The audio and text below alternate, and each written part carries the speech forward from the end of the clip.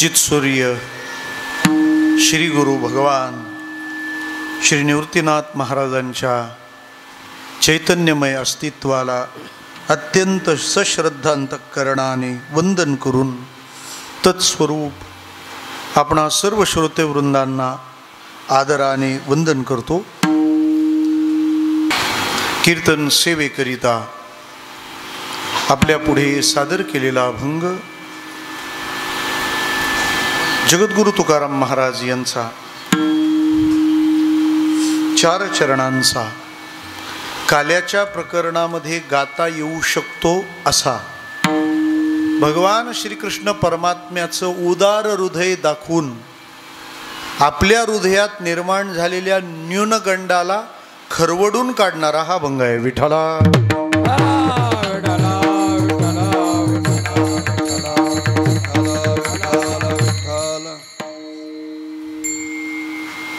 आपणा सर्व भाग्यवान श्रोत्यांच्या सन्मुख ही कीर्तन सेवा संपन्न होते आहे। मी आपल्याला भाग्यवान यासाठी म्हटलं कारण 4-5 दिवस झाले आपण श्री गुरु निवृत्तीनाथ महाराजांच्या कुशीत आहोत, म्हणून तर खुशीत आहोत।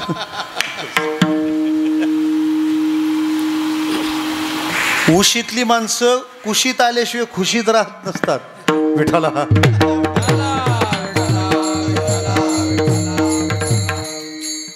आपल्याला गादी नाही त्यामुळे आपण उशीतली म्हटलं मी।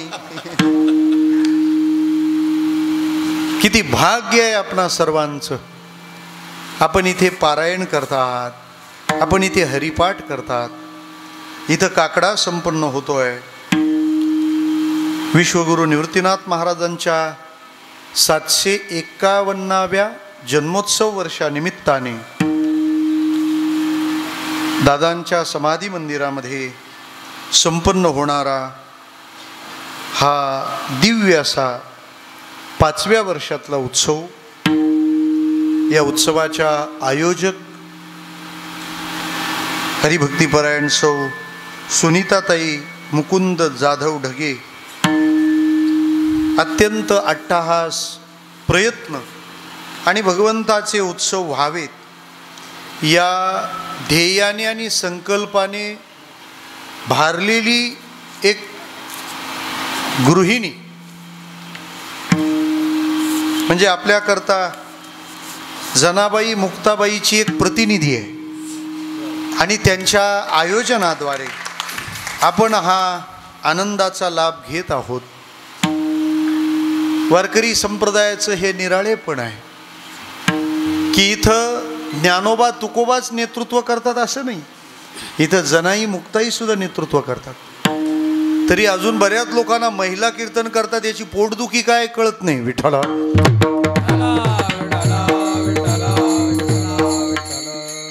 जरा गुहेतून बाहेर येऊन त्यांनी पाहायला पाहिजे मुली किती पुढे गेल्यात याची तुम्हाला कल्पना आहे का? असू द्या, मला कल्पना आली की किती जणांना कल्पना आली आहे। विठ्ठला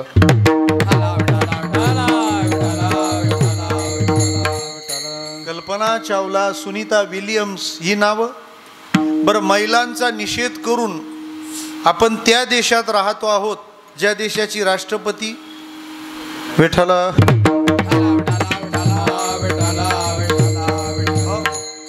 मला एकाने विचारलं महिलांनी कीर्तन करावी का करू नये? म्हटलं कीर्तन करण्यामध्ये स्त्री आणि पुरुष हा भेदच नाही आहे। सध्या कीर्तनकार कुठल्या जातीचा आहे हा प्रश्न येऊ लागलाय म्हणून बोलतोय। विठ्ठल कीर्तन स्त्रीने करावं का पुरुषांनी करावं, महिलांनी करावं का गड्यांनी करावं, प्रश्न हा नाही आहे। ज्याचं ऐकल्यावर हृदयात देवाबद्दल प्रेम निर्माण होतं तो कोणीही असो त्यांनी कीर्तन करावं। एखादा पुरुष आहे नको त्या उचापती सांगत असेल तर तो पुरुष असला तर कीर्तन ऐकावं का त्याचं? हा प्रश्नच निकालात काढलाय संतांनी आमच्या। कानोपात्रा खोदू पिंजारी तो दादू भजनी अभेदू हरीचे पायी। उलट एखादी गृहिणी जेव्हा उत्सवाचं आयोजन करते तेव्हा ती लोकांची जास्त काळजी घेऊ शकते। विठ्ठला कारण किचन पासून हॉलपर्यंत कसं असावे तिला छान कळतं आणि कळलंच पाहिजे. लोकांना जेवायला बसवलं पाहिजे, कोणाला कुठं जेवायला बसवलं पाहिजे, कोणाच्या ताटात काय वाढलं पाहिजे, हे सगळ्यात चांगलं कोणाला कळेल? गृहिणीलाच कळेल ना. ते आईला सांगावं लागेल. बाबाला सांगितलं तर बाबा ढाबा गाठायचा. आणि आपण सर्वजण त्यांच्या सोबतीला या उत्सवात आलात. लक्षात घ्या, आपल्याला आवडताच होत नाही तर या सगळ्यांना सांभाळणाराची किती तारांबळ उडत असेल हा विचार जरी केला तरी उत्सवात कटकटी होत नसतात. विठाला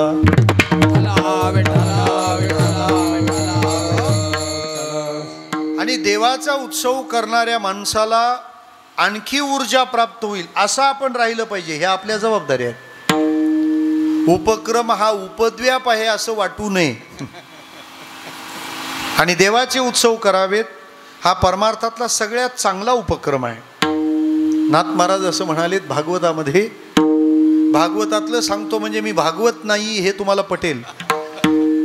नाथ महाराज म्हणतात, असल्या सामर्थ्य वैभव स्वये करावा उत्सव. तुमच्यात जर शक्ती आहे, सामर्थ्य आहे तर देवाचा टोलेजंग उत्सव करावा, जोरदार उत्सव करावा. नाही आपल्यात क्षमता मग अनेकांना एकत्र आणावे पण महामहोत्सव करावा. विठाला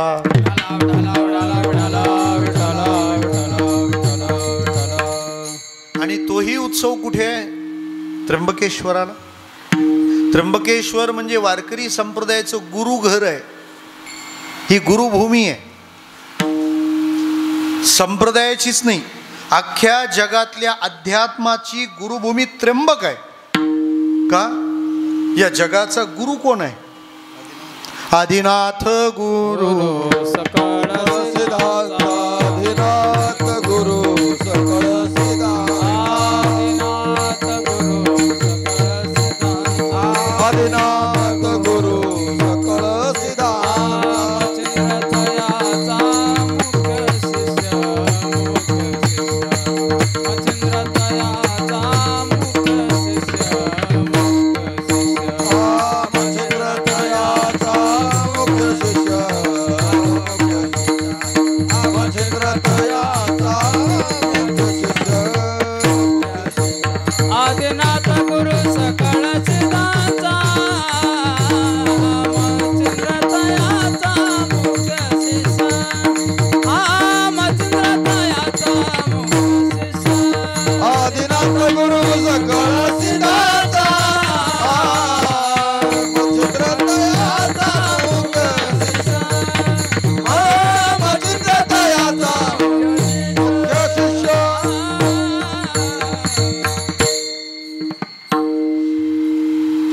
गंगापूर डॅमपेक्षा नाशिकच्या भजनात मोठे उपकार गोरख महाराजांचे आहेत. वारकरी बाणा कीर्तनात त्यांच्यामुळे आज आपल्याला उपलब्ध आहे आणि ते इथं उपलब्ध आहेत. आपण श्री गुरु निवृत्तीनाथ महाराजांच्या कुशीत आहोत. ते आपल्याला जवळ घेतात हे आपलं भाग्य आहे. कारण ते आहेत निवृत्तीनाथ आणि आपण आहेत प्रवृत्तीनाथ. विठ्ठला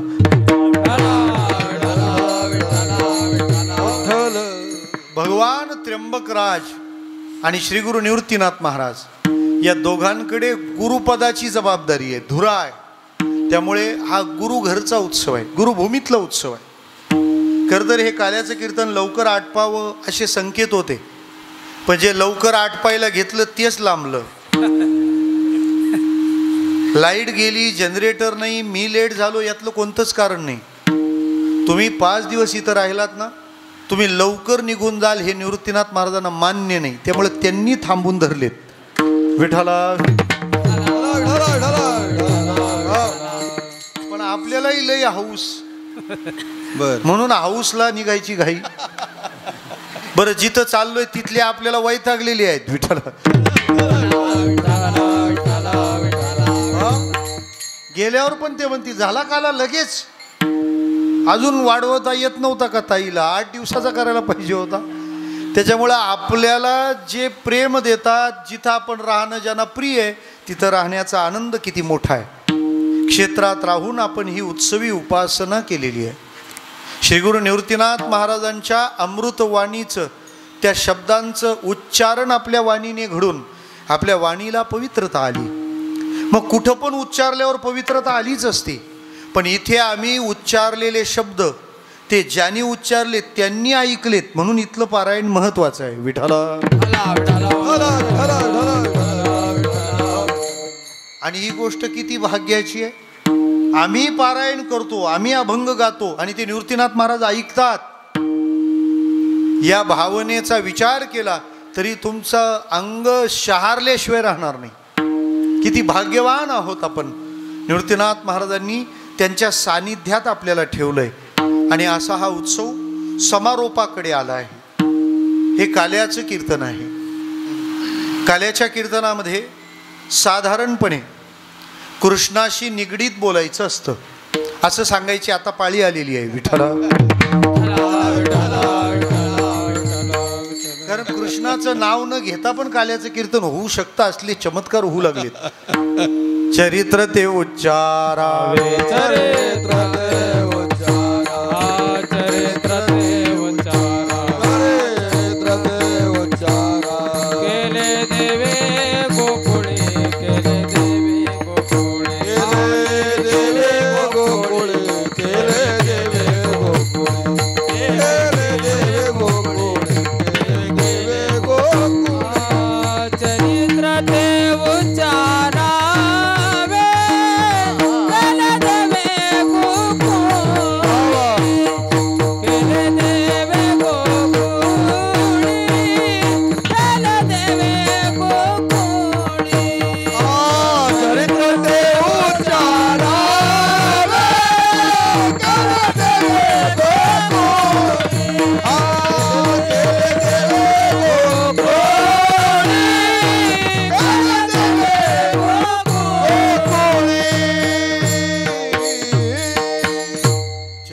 ते उच्चारावे, केले देवे गोकुळी.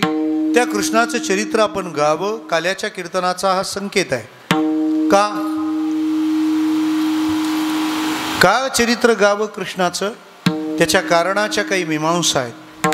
पहिली मीमांसा, कृष्ण हे भारतीय उपासनेचं आडनाव आहे. नावं लिहायला आपण घेतली तर आडनाव लिहिल्याशिवाय नाव पूर्ण होतं का? नाही. आडनाव लिहावं लागतं, तेव्हा कळतं हा कोणत्या कुळातला आहे, कोणत्या प्रांतातला आहे, तो कोणता आहे आणि कसा आहे हे कळण्याकरता त्याचं आडनाव लिहावं लागतं. आडनावानेच कळतं. नाही तर एखाद्याचा काय तपास कराल? अमर, अकबर ना अँथोनी, तो आडनावाने कळतो ना की हा नेमका कुठला आहे.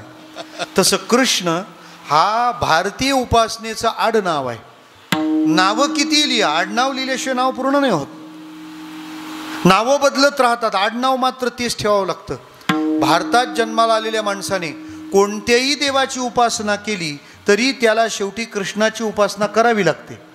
का? कृष्ण हे भारतीय उपासनेचं आडनाव आहे. तुमचा पंथ कोणताही असू द्या. वारकरी पंथ हा सगुण निर्गुणाचा ऐक्य मानणार आहे. नाथ पंथ हा निर्गुणाची आराधना करणार आहे. पण त्या निर्गुणाच्या आराधना करणाऱ्या पंथाने शेवट काय मानला? कुळ हे पावन कृष्ण नामे, कुळ हे पावन कृष्ण नामे, कुळ हे पावन कृष्ण नामे, कुळ हे पावन. निवृत्ती गहेनी कृपा केली पूर्ण, कुळ हे पावन कृष्ण नामे, कुळ हे पावन. निवृत्ती गहेनी कृपा केली पूर्ण, कुळ हे पावन कृष्ण नामे,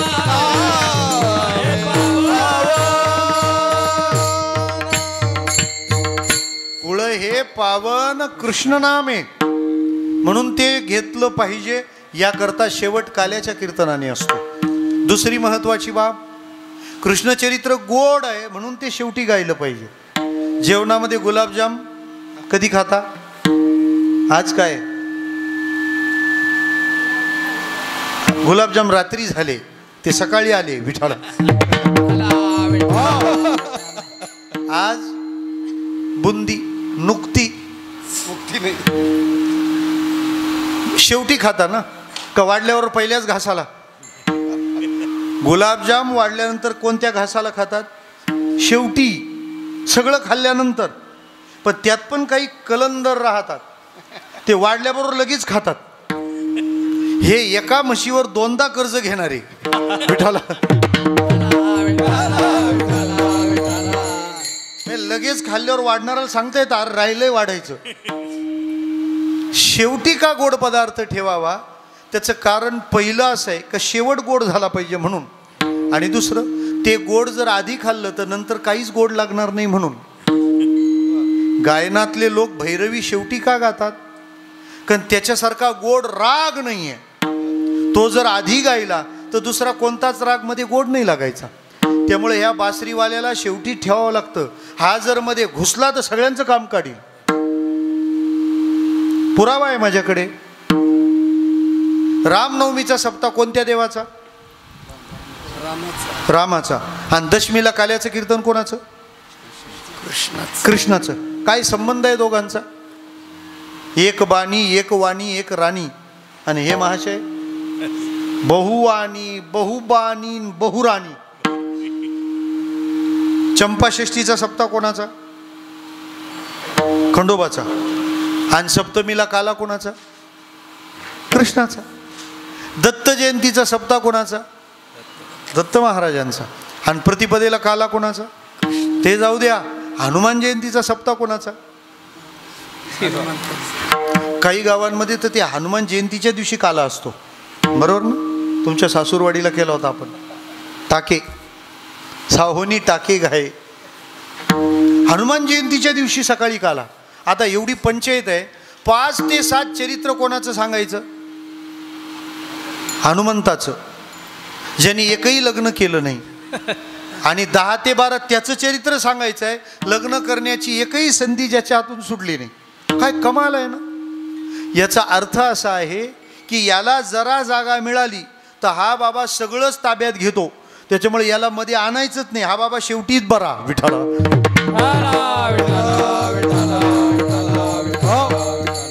आणि सगळ्यात शेवट आपण जे जे काही सेवा कर्म केलेलं आहे, हे सेवा कर्म शेवटी कोणाला द्यायचं आहे? श्रीकृष्णार्पणमस्तु. तसं काल्याचं कीर्तन म्हणजे तुम्ही 5 दिवस केलेल्या घडलेल्या सेवेचं कृष्णार्पण आहे. अभंग जगद्गुरु तुकाराम महाराजांचा आहे. या अभंगातून महाराजांनी कृष्णचरित्र सांगताना आपल्या भूमिकेचं मनोविज्ञान सांगितलंय. कोणताही अभंग उगाच जन्माला आलेला नाही आहे. त्या अभंगाच्या उत्पत्तीचं कारण आहे ते शोधलं की त्याच्या मांडणीला उपोद्घात म्हणतात. हल्ली तो अपघातानेच सांगितला जातो. विठाला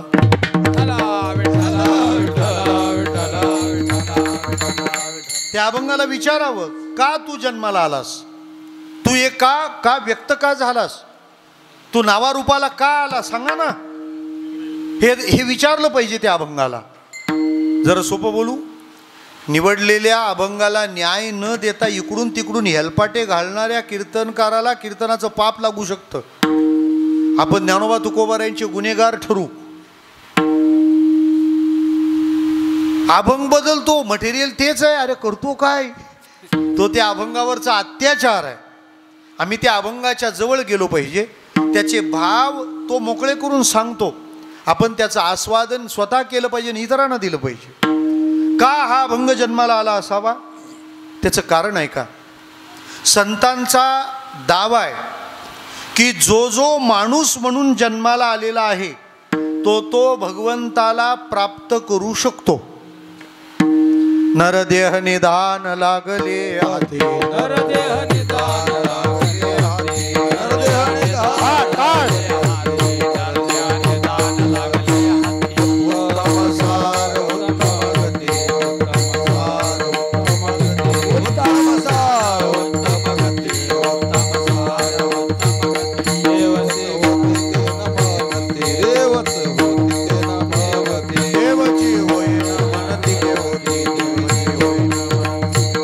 हरिकाची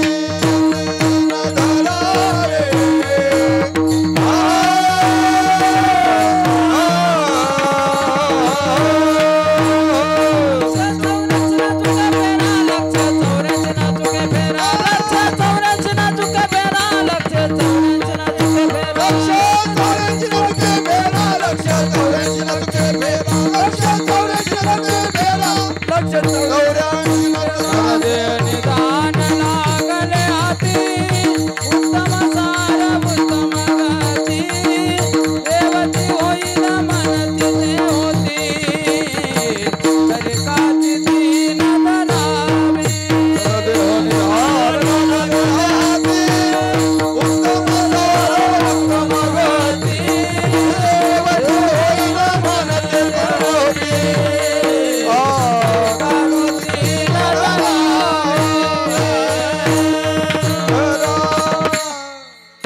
नरदेह निधान लागले हाती. तुम्ही माणूस म्हणून जन्माला आलात, तुम्ही मोक्षाचे अधिकारी आहात, तुम्ही मुक्ती प्राप्त करू शकता.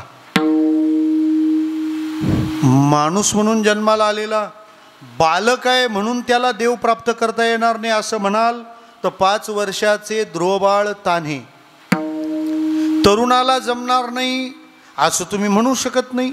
उद्धवादी भजनात रमलेले आहेत, मृत्यूच्या कडेला जवळ गेलेली माणसं ते प्राप्त करू शकत नाही तर एकता उरला खटवांगरायासी.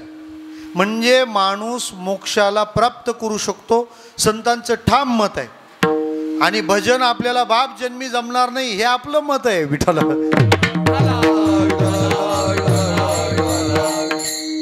हा तो सरळ म्हणतो आपल्याला काय परमार्थ होणार आहे आणि देव तरी कुठं परमार्थाला आपल्याला अनुकूल आहे असं म्हणत राहतो. खरं तर परमार्थाची सुलभता इतकी गोड आहे की तुम्हाला कोणत्याच परिस्थितीचं कारण देऊन भजनातून पळ नाही काढता यायचं. तुमच्या आयुष्यात काय नाही म्हणून तुम्ही भजन करत नाही असं सांगा. कोणी असं म्हणेल मुलं नाही तर काय भजन करता, अरे मग चांगलं आहे विठ्ठला. का त्याला शाळेत सोडायला जा, घेऊन यायला जा, खाऊ आणायला जा, मग त्याच्यापेक्षा तुझं बरं आहे की. आमच्या मुंबईच्या अख्ख्या म्हाताऱ्या माणसांच्या वाऱ्या बंद झाल्या. आमच्या मुंबईत असं सांगायची गरज नाही आई वडिलांना सांभाळा, तेच उलट तयार असतात मम्मी पप्पा आमच्याकडेच पाहिजेत. का दोघं जॉबला जातात, सुटे पैसे सांभाळायला आहे कोण बिन पैशाचं, हे बरे पडतात विठ्ठला.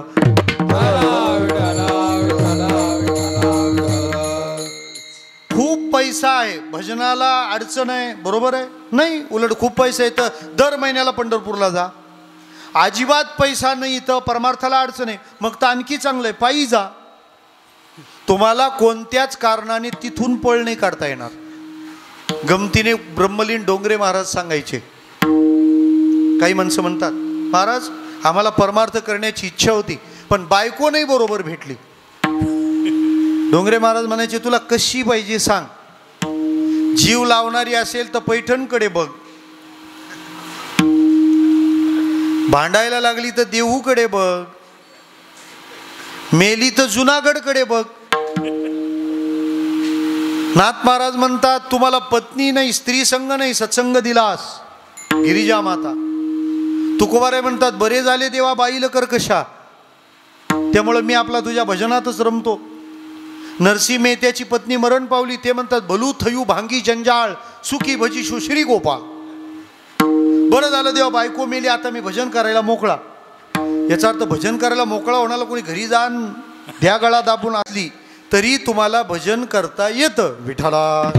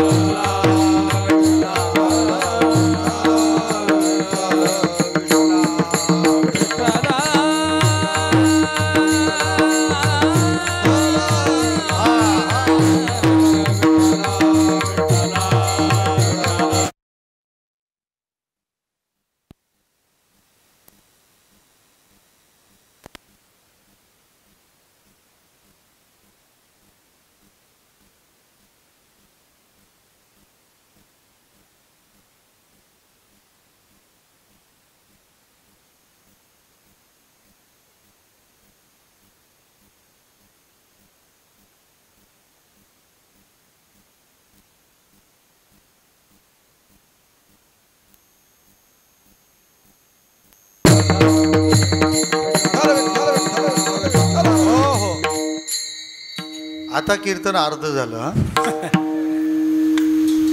आता भाग 2, अर्ध जनरेटरवर अर्ध लाईटवर, सगळ्यांना समान वाटणी केली पाहिजे. सध्या तेच दिवस आहेत. आमची परिस्थिती कोणती असो, आम्हाला भजन करता येतं, आम्हाला भगवत प्राप्ती करून घेता येते. पण बरेच लोक या विचाराने ग्रस्त आहेत की त्यांना सारखं वाटतं आम्हाला भजन जमणारच नाही, आमच्याकडून भजन होणारच नाही. या बाबतीत 2 भूमिका तत्वज्ञानाने मांडलेल्या आहेत. एक, तुमची कोणतीही परिस्थिती हे दौर्बल्य नाही. आणि दुसरं, परिस्थितीची दुर्बलता असेल तर देव उदार आहे. विठ्ठला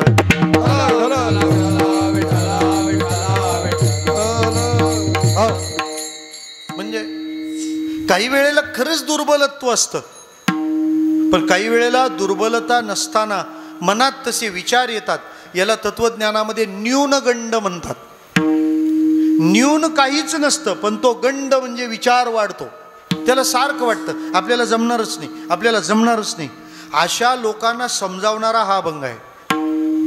ज्यांना असं वाटतं ना माझ्याकडे समाज मान्यता नाही, मग देव मला कसा जवळ करील. ज्याला असं वाटतं मी परिस्थितीने गरीब आहे, देव कसा जवळ करील. ज्याला असं वाटतं दिसायला मी काळा बेंद्रा कसाही आहे, देव मला कसं जवळ करील. असं वाटणाऱ्या लोकांच्या डोळ्यात तुकोबाराने अंजन घातलंय. ज्याला असं वाटतं ना की मला समाज मान्यता नाही, प्रभू माझ्यावर कशी कृपा करतील, त्याला सांगतात अरे बाबा गवळ्याच्या पोरांवर केली ना. ज्याला असं वाटतं मी परिस्थितीने गरीब आहे, देव माझ्यावर कशी कृपा करील. विदुराच्या घरी देव जेवला ना. तुला असं वाटतं मी दिसायला कुरूप विद्रूप आहे, देव कशी कृपा करील. अरे कुब्जेच्या प्रेमात पडला ना. विठ्ठला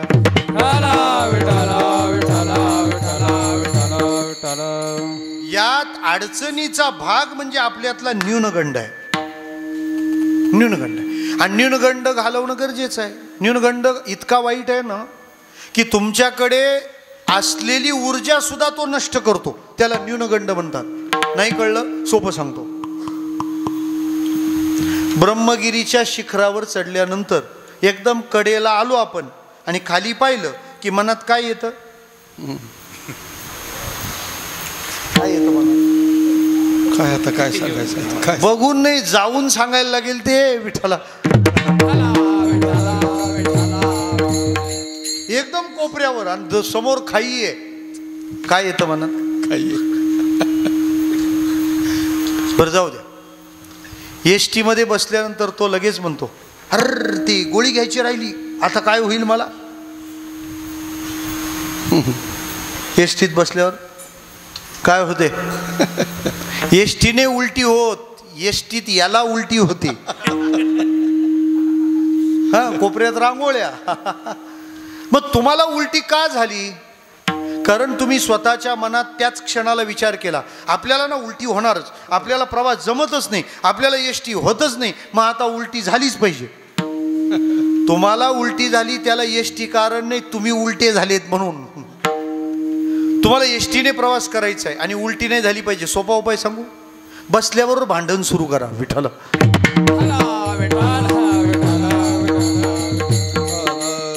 आणि द्वारका सर्कलला उतरल्यावर त्याला सांगा काही वाद नव्हता पण उलटी होत होती. मला सांगा भांडणामध्ये जर तुम्ही रमले तर मग तुम्हाला एसटीत उलटी होते का. अजिबात नाही. कीर्तनात बसल्यावर झोप येते पण आपल्या मोठ्या जावेच्या चाड्या सांगायला घेतल्यानंतर नकळे दिवस की राती कुठे गेले झोप, पळून गेली झोप होते पाप. याचा अर्थ आम्ही ठरवतो की काय व्हायला पाहिजे. गणिताचाच पेपर कठीण का जातो. कारण त्याच दिवशी तुम्ही मारुतीला नारळ फोडायला गेलते. विठ्ठल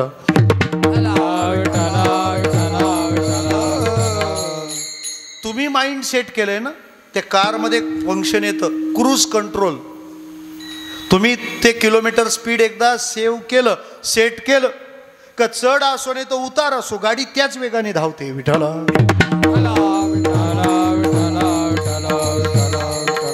मला जमणार नाही हे तुम्ही ठरवलं मग तुमच्या क्षमता असल्या तरी उपयोग नाही.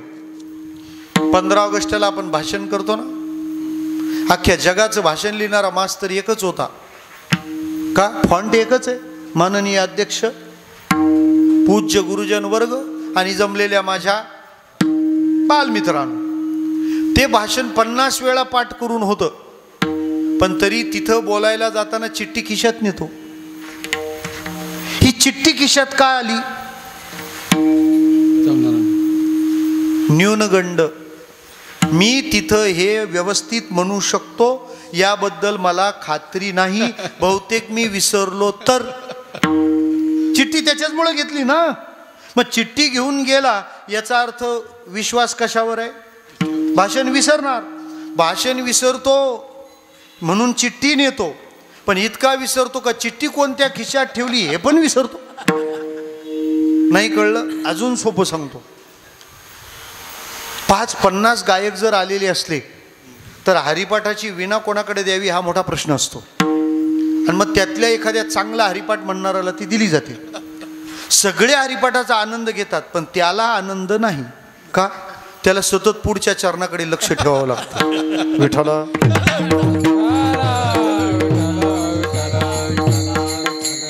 आणि त्याच्यात जर मध्ये त्याच्या मनात विचार आला की आपण अचानक चुकलो तर तो ज्ञानदेवाप्रमाणेपर्यंत एकदा तरी विकेट टाकतोच.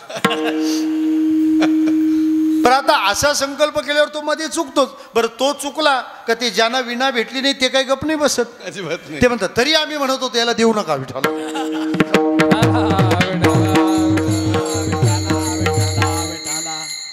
म्हणजे तुमच्या जीवनात काय मिळणार नाही मिळणार तो गोल तुम्ही सेट करा ना.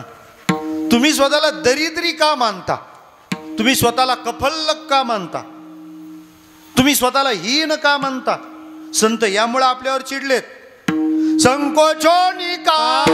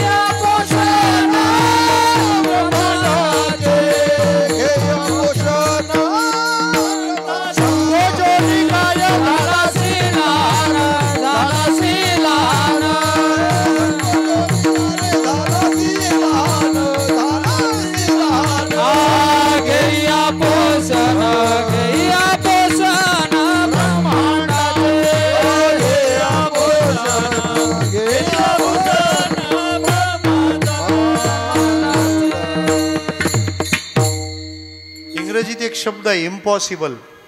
स्पेलिंग सांगाल मला? कर बा. इम्पॉसिबल शब्दाचं स्पेलिंग काय? म्हणा इम्पॉसिबल. IMPOSSIBLE.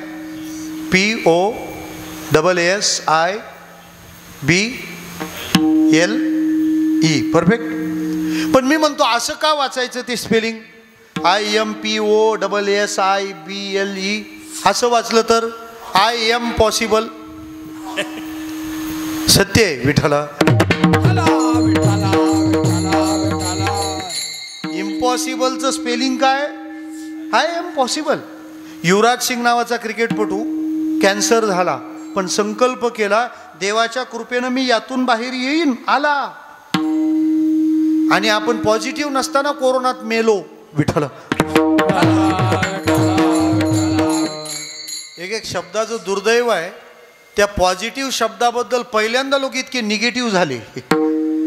मला म्हणायचं काय, न्यूनगंड काढून टाका. या जगामध्ये तुला शक्य नाही असं काहीच नाही आहे. या संतांनी सगळे चमत्कार घडून दाखवले. अहो, ब्राह्मणांना वेद शिकायला जावं लागतं. आमच्या संतांनी रेड्याच्या मुखातून वेद बाहेर काढावे. विठ्ठला. काहीच अशक्य नाहीये. काहीच अशक्य नाहीये. अमेरिका सगळ्यात ॲडव्हान्स होती आणि वाळवंटी प्रदेशातले लोक सगळ्यात मागे होते ना. मग तिथलाच एखादा लादेन उठतो ना अमेरिकेला धडा शिकवतो. काय कमाल आहे. चांगलं करण्याची सवय, तो विचार आम्ही धारण केला पाहिजे.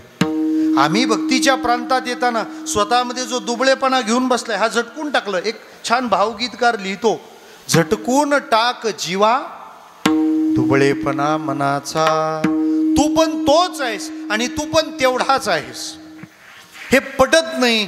मग संतांना प्रयत्न करावे लागतात, त्यांना शिकवावं लागतं. अरे बाबा असं नाही, बघ भगवंत काय सांगतो, सगळ्यांमध्ये मी तेवढाच आहे आणि तसाच आहे. समोहम सर्वभूतेषु नमद्देषु सगळ्यांमध्ये मी तेवढाच आहे. एको देव सर्वभूतेषु गूढा, मी सगळ्यांमध्ये आहे. हरिव्यापक सर्वत्र समाना, तो सर्वांमध्ये सम आहे, समान आहे. तो याच्यात अर्धा किलो आणि त्याच्यात पाव किलो असा नाही. सांगतो तुम्हाला, हरिपाठात एक अभंग आहे, तेवढा एकच अभंग फार डेंजर आहे. ज्ञानोबारे फार रागावलेत त्या अभंगात. कोणता? हा, अर्थात पर्वताप्रमाणे फार चिडलेत माऊली. तिन्ही अभंगामध्ये पारा असा उंचावलेला आहे. पर्वताप्रमाणे पथकन, वज्रलेप होणे, नाही जासी भक्ती, हरिसिन भजत, अनंत वाचाळ. पण 3 चरण झाल्यावर ज्ञानोबारायांना वाटलं आपण या लोकांना एवढे घालून पाडून बोललो तर त्रास होईल, म्हणून ज्ञानोबारांनी शेवटचं चरण फिरवलंय. ज्ञानदेवा प्रमाण आत्मा हा निधान, सर्वा घटी पूर्ण एकनांदे. म्हणजे त्याच्यामध्ये सुद्धा मी आहे विठ्ठला. त्यामुळे अडचण मानू नये. म्हणजे काय सांगतो तुम्हाला, फार मोठ्या कुळात जन्माला आलो तर अभिमान होतो, आणि सामान्य कुळात जन्माला आलो तर मला देव भेटणार नाही असं वाटतं. लाईट जाते तेव्हा स्पीकर पण चालत नाही, आल्यावर मशीन पण चालते विठ्ठला. हा हा, म्हणजे दुःख हे कोणतं तरी राहणारच आहे, सहन करा, दुसरा पर्याय नाही. मला म्हणायचं काय, ज्यांना असं वाटत होतं आपल्याला मान्यता नाही, आपल्याला समाजमान नाही, अशा परिस्थितीमध्ये आपण काय केलं पाहिजे? महाराज म्हणाले तुम्ही भजन करा, तुम्ही भक्ती करा. या भक्तीने देव तुम्हाला जवळ घेईल ना, देव तुमच्यावर कृपा करील ना. ते म्हणाले कशी काय करील? गावात आम्हाला कोणी विचारत नाही, मान मान्यता नाही, सन्मान नाही, ज्ञान नाही, रूप नाही, गुण नाही आणि वर्ण पण नाही. ते म्हणाले गरज नाही. का?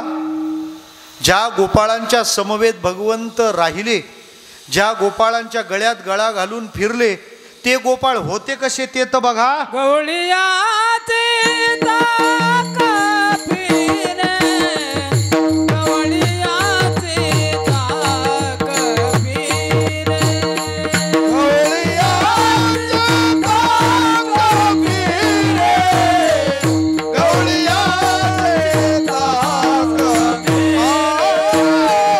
गवळियाचे ताक फिरे, गवळियाचे ताक फिरे.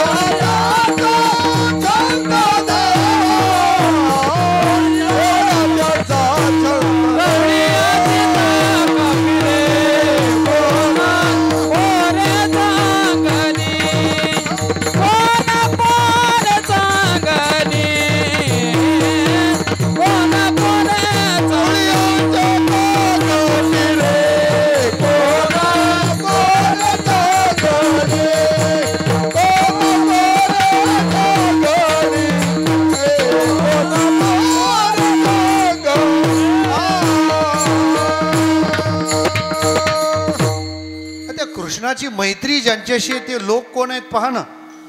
एकनाथी भागवतामध्ये उद्धव आणि कृष्णाचा एक संवाद आलाय आणि त्या संवादामध्ये कृष्ण क्लेरिफिकेशन देतोय, म्हणजे आपली बाजू मांडतोय.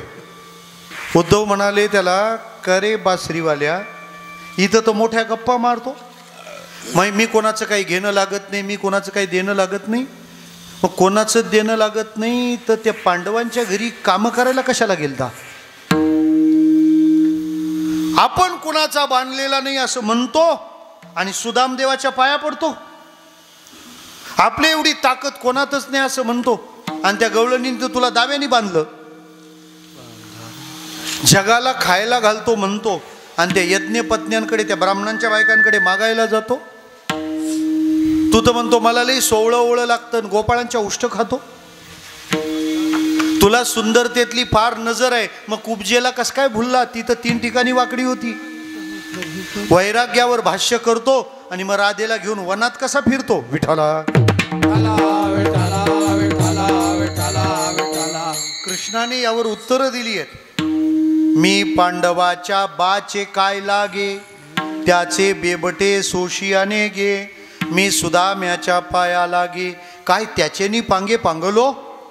माझी काय क्षीण झाली शक्ती, मज गोपिका दावे बांधिती. त्याच्या प्रेमाची प्रीती अतिगाडी उद्धवा. मी काय अन्नासी दुःखाळलो, की यज्ञपत्न्यासी मागो गेलो. मी भावार्थाचा भुकेलो, भक्तीच्या पावलो पाहुणेरा. कोण भक्ती केली गोपाळी, काय ती सोवळी की ओवळी. त्यांचे उच्चिष्ट कवळ मी गिळी, प्रेम समेळी ढुल्लत. याच्या पुढे कुब्जा काय सुंदर होती, तिच्या प्रेमाची मज प्रीती. राधा प्रार्थी मी वनाप्रती, काय विषयासक्ती लागोनी. देव अशा भूमिका धारण करतो. हे बघा, आपल्याला चांगलं भजन करता येत नाही खरंय, पण केलेलं भजन चांगलं तो मानतो हे समजून घ्या. विठाला.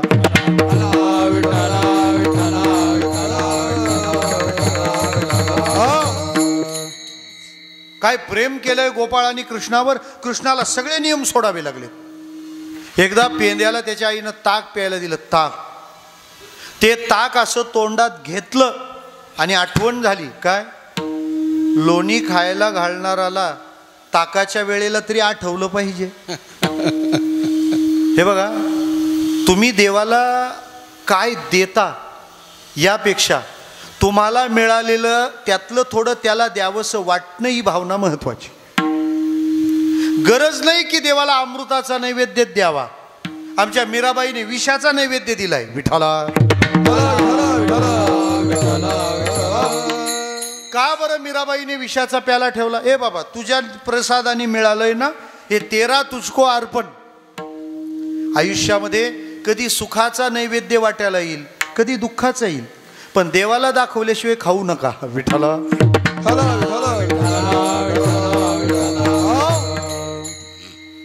त्याने ते ताक तोंडात घेतलं ना आठवण झाली काय, पार्टनरला द्यायचं राहिलं. पार्टनर कोण?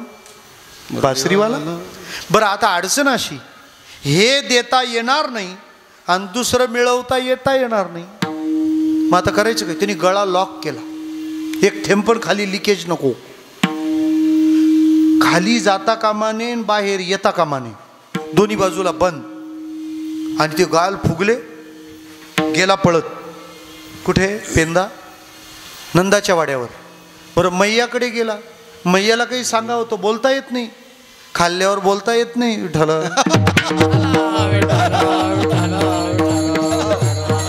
त्यामुळे ज्याला बोलायचं आहे त्यांनी खाऊ नये. विठाला. गाल अशी आणि तो खुनेनेच सांगतो. म्हणजे बासरीवाला कुठे आहे? पुन्हा सांगितलं. मोरपीसवाला कुठे आहे?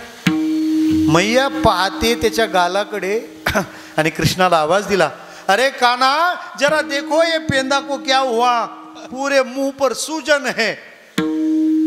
तो गेला पळत कृष्णाकडे. तिकडून कृष्ण पण पळत आला.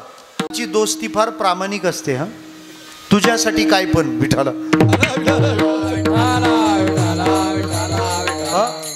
आईने त्याला जरी काही खायला दिलं ना तरी तो ते राखून ठेवतो. कधी? तो भेटल्यावर खाऊ. तो खाऊ ठेवून देतो. मग गेला पळत. कृष्ण पण आला. त्याने पेंद्याच्या गालावरून हात फिरवला. अरे पेंद्या, हे काय झालं? कसं झालं? का महाशिवरात्रीचा खजूर नडला, टॉन्सिल उठले, झालं काय? तो काही बोलायच्या मानसिकतेत नाही पेंद्या.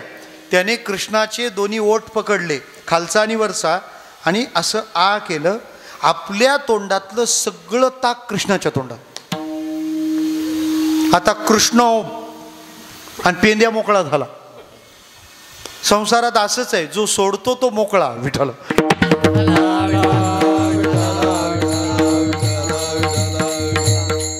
पेंद्या मोकळा झाला. पेंद्या म्हणाला, कृष्णा अरे घे पी लवकर. केव्हाचं सांभाळून सांभाळून गाल दुखले माझे. कधी नाही ते माझ्या आईनं मला वाटीभर ताक प्यायला दिलं, पण ते तोंडात घेतल्यावर तुझी आठवण आली. नवीन मिळणार नाही त्यामुळे हेच आणलंय, पिऊन घे. जरा सुद्धा उष्ट केलं नाहीये.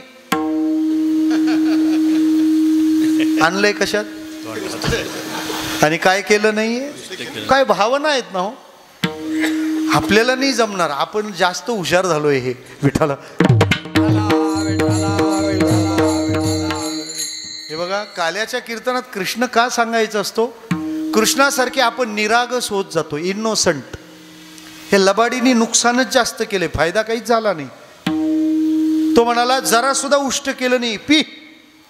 कृष्ण तो प्यायला, आणि तो पीत असताना पेंद्या असा पाहतो, आ हा हा, आज मला भगवंताला काही प्रसाद समर्पित करता आला. भगवंत प्यायले आणि ब्रह्मांड तृप्तीचा ढेकर दिला. ढेकर दिल्यानंतर पेंद्याला सांगितलं, पेंद्या काय ताक होतं रे गड्या, एवढे दिवस मी पितो पण अशी टेस्टच नाही. पेंद्या म्हणाला, कृष्णा मस्करी करतो का गरीबाची? अरे तुझ्या घरी 9 लाख गाई तुझ्या नावावर आणि 1 कोटी तुझ्या बापाच्या आहेत. रोज नवनवीन नवनीत लोणी आहे आणि माझ्या ताकाचं काही घेऊन बसलास?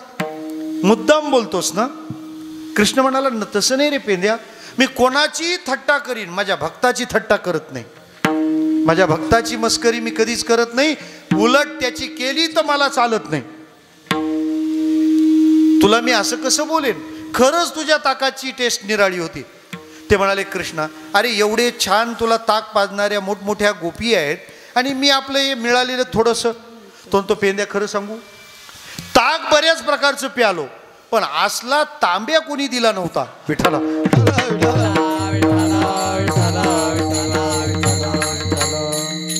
मग आता नैवेद्याला आपला हात लागला तरी भटजी किती बिघडतो पुजारी आपल्यावर, किती सोवळं असतं. आणि इथं तोंडातलं ताक भगवंत कसलाच विचार करत नाहीत. त्या गोपाळांना प्रतिष्ठा देवानं दिली, हे तर तुम्ही ऐका, असं महाराजांचं म्हणणं आहे. आणि खरं सांगू का, जे सिद्धांत आपल्या बुद्धीच्या तर्काच्या पलीकडचे असतात ते समजावून सांगताना फार धावपळ होते. मी जर म्हणालो धातू स्थायूरूप असतो, metals are solid, no problem. पण मी जर म्हणालो metals are liquid, big problem. धातू स्थायूरूप आहे म्हटलं की समस्या नाही, पण धातू द्रवरूप आहे असं मी म्हटलं तर ते ऐकून तुमचा पारा चढेल का नाही? नाशिकचा 42 वर गेला आहे. विठ्ठल.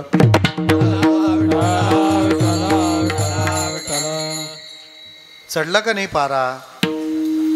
धातू द्रवरूप आहे. हे वाक्य लिहिल्यावर उदाहरणार्थ पारा लिहावा लागतो, कारण पारा हा धातू आहे आणि धातू असून तो द्रवरूप आहे. का अविश्वसनीय आहे ना, काहीतरी पुरावा लागणार. आणखी सोपं सांगतो, 2 गावांना जोडणारे मधले रस्ते असतात ना, त्यांच्यावरचे पूल छोटेच राहतात, त्यामुळे थोडा पाऊस पडला का ते बुडतात. उंची कमी असलेल्याचं असंच होतं. विठ्ठला.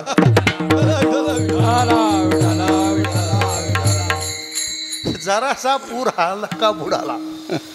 मग त्याच्या दोन्ही बाजूला ट्रॅफिक लागते. बाईकवाले कुणी डेअरिंग करत नाही, उगाच व्हिडिओ व्हायचा. कारण पूर्वी लोक वाचवायला यायचे, आता पहिले व्हिडिओ बनवतात आणि मग वाचवतात जमलं तर. विठ्ठला. प्रेताच्या टाळूवरचं लोणी खाणं यालाच तर म्हणतात. अरे मरणाऱ्या माणसांच्या व्हिडिओ काढून त्याच्यावर तुम्ही ॲडव्हर्टाईज दाखवता. विठ्ठला.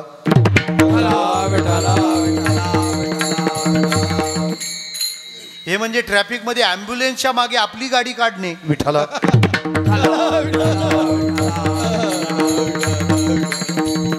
असू द्या. त्या दोन्ही बाजूला बाईकवाले तुंबलेले राहतात, कारण त्या पुलावरून पाणी वाहतं. एक बाईकवाला आला आणि तो म्हणाला, ए जरा रस्ता दे रे, मला जाऊ दे. बाकीचे लोक म्हणाले, जाऊ दे, याला मरायचं आहे, जाऊ दे. सगळे बाजूला झाले. आता तो पक्का चालवण्यात तयार. त्याने सही सलामत ती गाडी त्या पुलावरून पलीकडे काढली. तो निघून गेल्यावर पुढं काय झालं सांगा. ते जे तुंबलेले होते ना, तिला घेऊन थांबा, आता मला टाकू दे, मला टाकू दे. अरे मग इतका वेळ तुम्ही जाऊ शकत होते ना, का नाही गेले? कारण कोणी जाऊ शकतो हे मी बघितलं नव्हतं. माझ्या ठिकाणी काही गोष्टी कमी असतील तरी देव मला कृपा करू शकतो, याच्यासाठी एखादं उदाहरण समोर दिसावं लागतं. गवळी याची ताक फिरे. जर त्या गोपाळांवर प्रेम, बरं गोपाळांनी भजन केलं इथं थांबलं नाही, गोपाळांनी प्रेम केलं इतकं थांबलं नाही, देवाने गोपाळावर प्रेम केलंय. देवाला त्यांचा छंद दुसरं चरण. एवढा त्यांचा छंद देवा, एवढा त्यांचा छंद देवा, एवढा त्यांचा छंद देवा, एवढा त्यांचा छंद देवा, एवढा त्यांचा छंद देवा, एवढा त्यांचा छंद देवा, एवढा त्यांचा छंद देवा,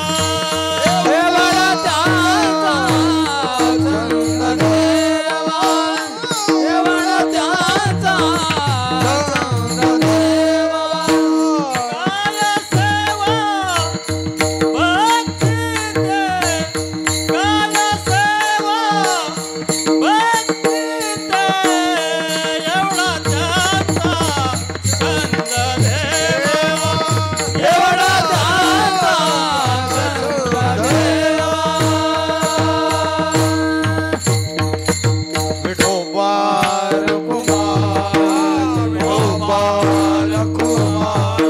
एवढा त्यांचा छंद देवा, काय सेवा भक्ती ते. काय उंची आहे हो.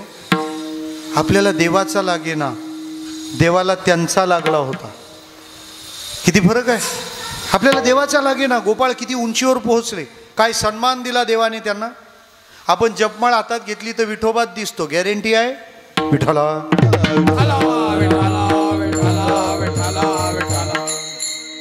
पाप्याची पितरण पिरांचे उरूस भरतात. माळ जपायला हातात घेऊन डोळे मिटूनच बघा. मल्टिप्लेक्स 5 स्क्रीन हो काय 3D, इतकी विचित्र स्थिती आहे. जपमाळ हातात घेतल्यावरच झोप येते, बरोबर का नाही. आमच्या गुरुजींकडे एक जण आला, तो म्हणाला मला झोपच येत नाही. गुरुजींनी त्याला माळ दिली, जा म्हणे. तो 8 दिवसांनी परत आला. गुरुजींनी त्याला विचारलं, का रे बाबा झोप लागते का? तो एकदम मस्त. ते म्हणाले ती माळ दिली होती त्याचं काय? तो माळ हातात घेतली तरी घोरतो. विठाला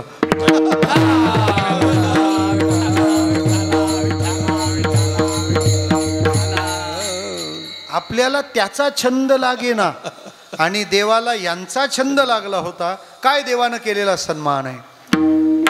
काय उपास पडले होते कण्या भोवते विदुराच्या. त्या विदुराच्या घरी गेले भगवान. बरं त्याच्या घरी गेले म्हणजे त्याच्या घरी जायला आले नव्हते, ते शिष्टाईला आले होते. शिष्टाई फिसकटली, फिसकटवण्यासाठीच आला होता बाबा. बरं झालं. दुर्योधनाने सांगितलं काय हो झालं ते होऊ द्या, पण आता जेवल्याशिवाय जाऊ नका. ते म्हणाले कशाला थांबणार तुझ्याकडे जेवायला, तू ऐकत नाही. पण एवढी तयारी केली आहे. दुर्योधनाने 8 प्रकारचा भात बनवला होता, 16 प्रकारचं वरण होतं, 72 भाज्या होत्या. मी त्या पंक्तीत नव्हतो. महाभारताचं म्हणणं आहे. बसा म्हणे. भगवान म्हणाले तुझ्या घरी नाही जेवणार. अरे माझ्या घरी का नाही जेवणार, तयारी तर केली आहे. बरेच लोक झाडी डोंगर हॉटेल असल्यावर खुश होतात, तुला काय झालंय. विठ्ठला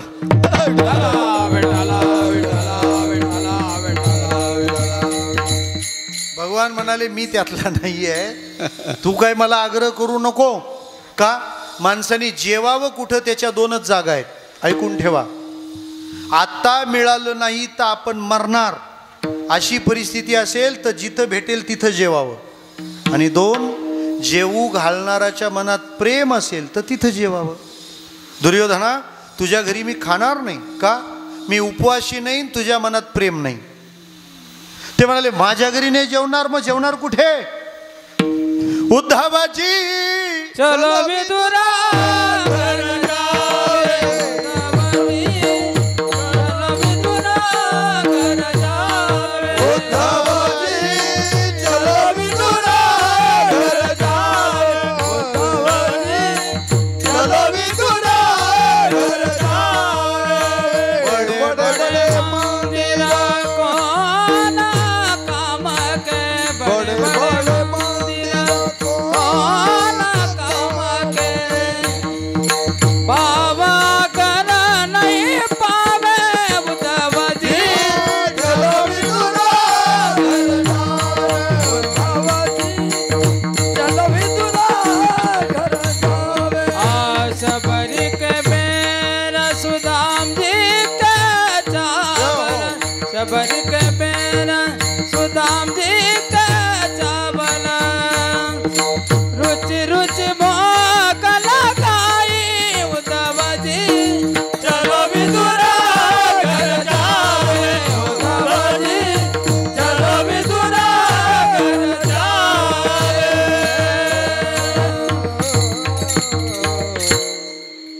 कृष्णाने सांगितलं, उद्धवा चल, आपल्याला कुठं जायचंय ते मी सांगतो तुला. उद्धवजी भगवंताच्या मागे मागे गेले. त्यामुळं त्या उद्धवाचं बरं झालं, निघाले, गेले, पोचले विदुराकडे. विदुराकडे पोचल्यानंतर तिथं खायला काय? खायला कन्या. विदुरजी म्हणाले, देवा तू तिकडंच जेवला असता तर बरं झाला असता, माझ्या घरी कशाला हाल करून घ्यायला आलास? बरं पाणी जास्त आणि कन्या कमी. शेवटी भगवंताला सांगितलं, तू चतुर्भुज रूप धारण करतो ना, जर 2 हातात कन्या येत नसतील तर तुझे 4 हात निर्माण कर, म्हणजे 4 हातात सापडतील तरी. मला म्हणायचं इतकंच आहे, मग माझी परिस्थिती गरिबीची आहे म्हणून देव माझ्यावर कृपा करणार नाही असं बोलण्याला जागा नाही, कारण विदुराच्या घरी देव जेवतो. तुका म्हणे कुब्जा दासी रूपराशी ही न कळा. रूपराशी, रूपाच्या दृष्टीने जी हीन कळा होती, त्या कुब्जेने देखील कृष्ण प्रेयसीच्या यादीत नामांकन प्राप्त केलं. भगवंत भजनयुक्त भक्तियुक्त अंतःकरणाचा आहे, त्याच्या बाबतीत ही माप लावत नाही, त्याच्यावर भगवान पूर्ण कृपा करतात. मग जर त्या भक्तांवर केले असतील तर आपल्यावर का करणार नाहीत, या भावनेने भजनाला सुरुवात करावी.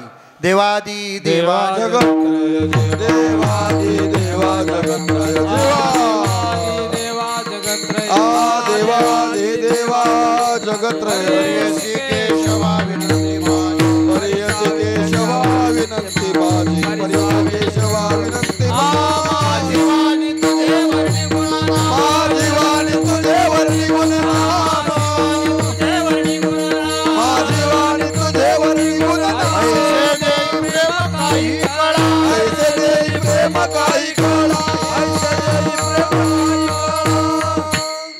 भगवंताची एखादी लीला सांगावी का? नियम असा आहे, तुम्ही ज्याच्याबद्दल ऐकता त्याच्याविषयी प्रेम निर्माण होतं. मानसशास्त्रीय सिद्धांत आहे. वाक्य परत सांगतो, तुम्ही ज्याच्याबद्दल ऐकता त्याच्याबद्दल तुमच्या मनात प्रेम निर्माण होतं. पोरांना गाड्याच का आवडतात? गाड्यांबद्दल ऐकतात म्हणून. माता माऊल्यांना साड्यांबद्दल प्रेम का निर्माण होतं? कोणीही असू द्या, निदान अख्ख्या मालिकेत एकतरी अभंग साडीचा येतोच. तुम्ही ज्या विषयाबद्दल ऐकत जाल त्याच्याविषयी प्रेम निर्माण होतं. रुक्मिणीने कृष्णाला कुठं पाहिलं होतं? कृष्ण का फेसबुकला होता, ऑर्कुटला होता, का ट्विटरला होता, का इन्स्टाला होता? विठाला. विठ्ठला विठ्ठला विठ्ठला. स्वतः रुक्मिणीने कबुली दिली आहे, श्रुत्वा गुणान भुवन सुंदर शृण्वतांते. कृष्णा, कीर्तनकाराच्या मुखातून तुझे गुण ऐकलेत आणि म्हणून तुझ्याविषयी प्रेम निर्माण झालं. काल्याच्या कीर्तनातला कृष्ण फक्त यासाठी ऐकावा की तो ऐकून तरी त्याबद्दल प्रेम माझ्या अंतःकरणात वाढेल. हा कृष्ण चोरी करायचा. आता चोरी करायचा म्हणजे त्याच्या चोरीला चोरी बोलायची, पण चोरी. विठाला. विठ्ठला विठ्ठला कशी काय चोरी म्हणणार तुम्ही? ज्या गवळणी स्वतःच सांगतात माझ्या घरी चोरी करायला ये, मग याला काय चोरी म्हणणार? बरं, जो स्वतः चोरतो आणि गोपाळांना खायला घालतो त्याला काय चोरी म्हणणार? बरं, चोरतो आणि गाईच्या वासरांना देतो, घरच्या पोरांना देतो, त्याला चोरी म्हणाल? कंसाकडे जाऊ न देता गोकुळातली माणसं बलवान करतो, त्याला चोरी म्हणाल? कृष्ण हा वरवर दिसतो तसा नाहीये विठ्ठला.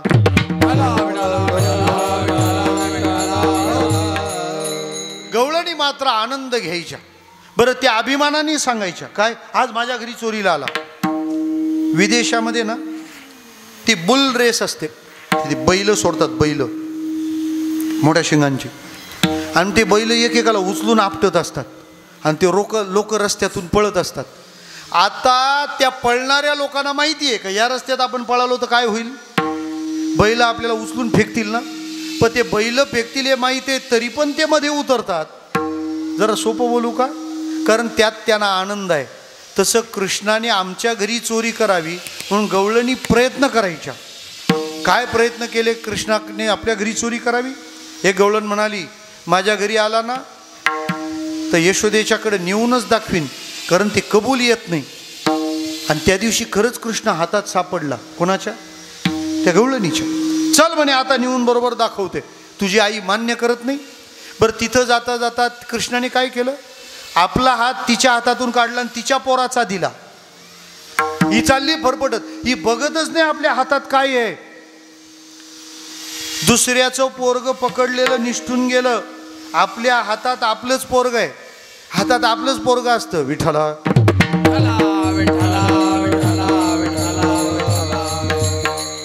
आता या हातातलं पोरग परवडायचं कसं भारताला? मग ते घेऊन निघालं. ती सगळ्यांना सांगते, बघा बघा बघा. बाकीचे म्हणतात, अगं काय बघा, तुझंच तो पोरग आहे. ती म्हणते, माझं पोरग नाही, कृष्ण आहे. करी कौतुक जया तैशा परी, एका दिसे हरी एका लेख. तिला कृष्ण दिसायचा, लोकांना तिचा पोरगा दिसायचा. नेली. तिथं गेल्यानंतर आता हा हातातून निसटलेला, हा मधल्या गलीतून डायरेक्ट घरी. दिंडी सोबत चालणारे माणसं ना शॉर्टकटने आपल्या तंबूपर्यंत लवकर पोचतात.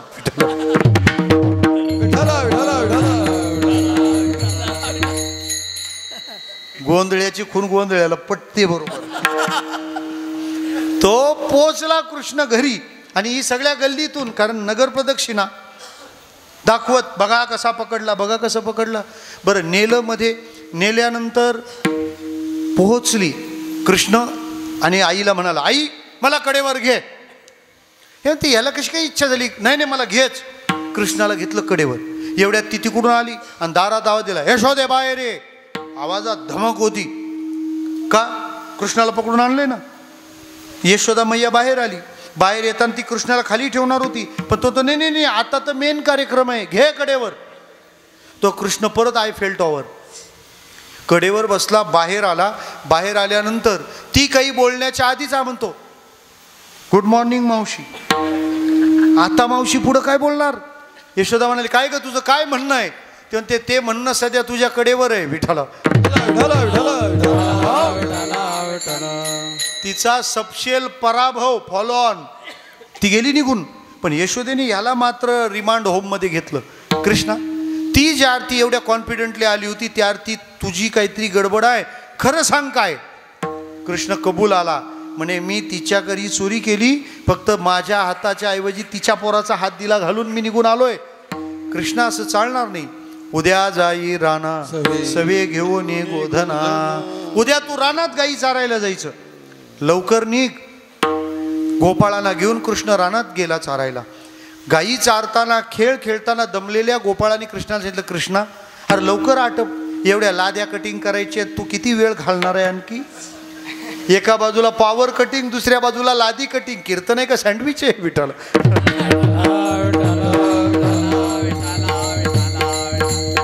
भगवान म्हणाले, जाऊ दे, तुला 5 वाजता भिवंडीला कार्यक्रम आहे, त्यामुळे तू काही विचार करू नको, तू आपला आटप आणि दिंडोरी मोकळी कर.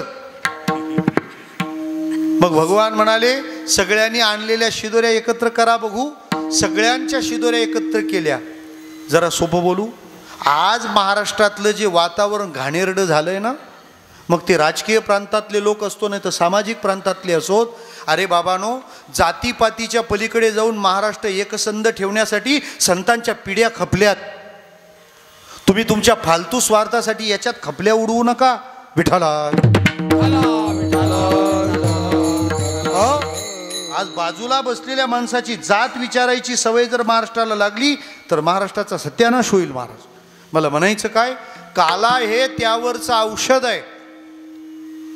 याता याती धर्म नाही विष्णुदासा, निर्णयायसा वेदशास्त्री. जात काय घेऊन बसलात महाराज? जातीचा विचार कुठं करता? उलट जे आहे ज्याच्या आत ती त्याची जात. आणि वारकऱ्याला वारकरी हीच जात आहे. वारकऱ्याला दुसरी जात नाही. वारकऱ्याला दुसरी जात नाही. अरे जिथं आल्यावर माणसाने असा अनुभव घ्यावा, याती कुळ माझे गेले आणि ते म्हणतात महाराज कुठल्या जातीचा आहे बघा. हे जातवाले जातीवंत नाहीत. सगळ्यांच्या शिदोऱ्या एकत्र केल्या आणि भगवंताने तो काला आपल्या हाताने वाटला.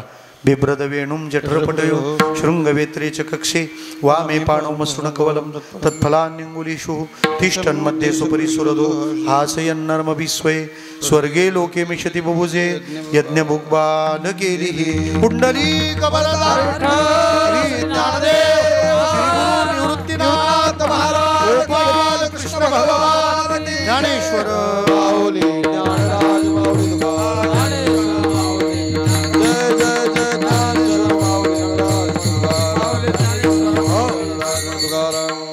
आपण सर्वजण या उत्सवात सहभागी झालात.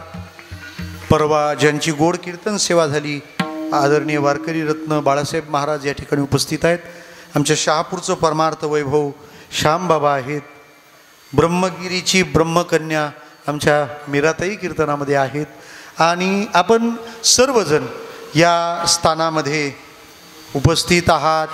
आपण या भावनेने सद्भावनेने इथं पाहता थांबता ही साधना करता. आमचे कदम सर आहेत, आमच्या आशीर्वाद आश्रमचे मठाधिपतीच आहेत ते आमचे कवडे महाराज या ठिकाणी आहेत. आणि आपण सर्वजण गोरख महाराज, आमचे मोहन महाराज, महेश गोड मृदंग वादन, तितकीच छान ध्वनिवर्धक व्यवस्था आणि निवृत्तीनाथ महाराजांनी करून घेतलेली सेवा.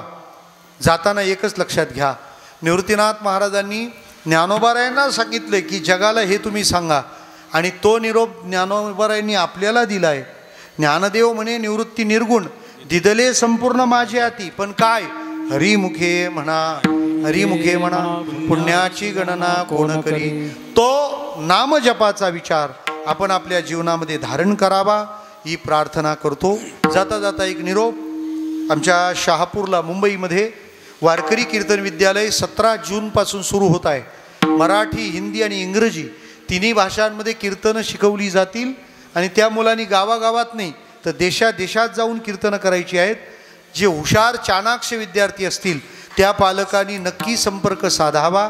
महाराष्ट्रातले नामवंत 50 कीर्तनकार त्या मुलांना कीर्तन शिकवणार आहेत, याची आपण जरूर नोंद घ्या. आणि तुमच्या मुलाचं शिक्षण मुंबईत होणार या सगळ्या बाबीचा विचार करून हा निरोप आपल्या आणि आपल्या स्नेहीजनांमध्ये पोहोचवावा ही विनंती. विठ्ठल जय